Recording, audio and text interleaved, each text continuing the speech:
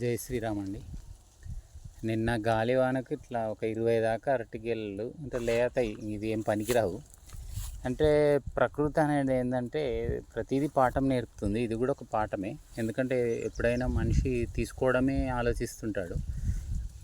ఇట్లా పడిపోవడం వల్ల కూడా ఏమవుతుందంటే ప్రకృతి తీసుకుంటుంది, ఇస్తుంది. దాన్ని బట్టి మనం దేనికైనా రెడీగా ఉండాలి. అంటే ప్రతిదీ కూడా ఆస్వాదించాలి. ఇచ్చింది తీసుకుంటుంది, మళ్ళీ ఇస్తుంది. అదే జీవితంలో కూడా అంతే. మనం ఇవ్వడం నేర్చుకోవాలి, తీసుకోవడం నేర్చుకోవాలి. ఒకటి నేర్చుకుంటేనే ఇబ్బంది. మరి వ్యవసాయంలో మరీ ఎక్కువ భూమికి ఎంత ఇస్తున్నాం అనేది ఇంపార్టెంట్. దీనికి కూడా ఏదో కారణం ఉంటుంది. అట్లా అరటి చెట్లు కాకుండా పప్పాడి కూడా పడిపోతాయి. పప్పాడి పడిపోయిందంటే పనికిరాదు. అరటి అంటే మళ్ళీ మనకు వేరే పిలకలు వస్తాయి. ఇట్లా ఇది పడిపోయింది. ఈ చెట్టు నిండా కాయలు ఉన్నాయి. ఇట్లా ఇది మొత్తం పడిపోయింది. ఇది ఏం పని చేయదు. ఇట్లా చాలా కూలిపోయాయి.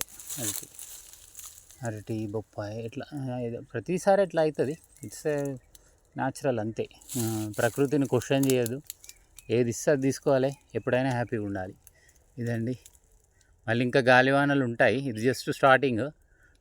ఇందులో ఏదో పడిపోతే పొప్పడి అరటి పడిపోతాయి. మిగిలినవి వస్తాయి కదా, ఏం కాదు. అవన్నీ ఎరువు అవుతాయి, తిరిగి మళ్ళీ మనకే వస్తాయి. It's very happy. ఏదైనా హ్యాపీయే.